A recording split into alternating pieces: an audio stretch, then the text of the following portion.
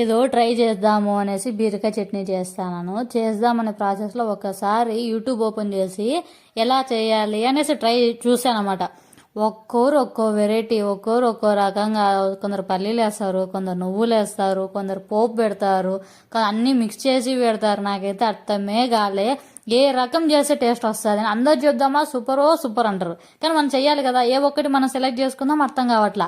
అన్ని కలిపేసి ఒకేసారి ఆయిల్లో పెట్టేసి మగ్గిచ్చేసేసి డైరెక్ట్ పేస్ట్ చేస్తారు.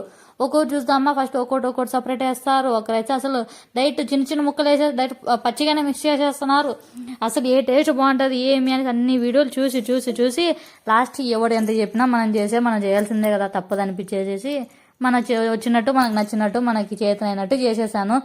మీరు మాత్రం ఇది ట్రై చేయండి, అది ట్రై చేయకని చెప్పలేను, కానీ నేను చేసిన ప్రాసెస్లో అయితే బాగానే వచ్చిందని కదా, బాగా వచ్చింది. చపాతీలోకి వైట్ రైస్లోకి అయితే బాగుంది.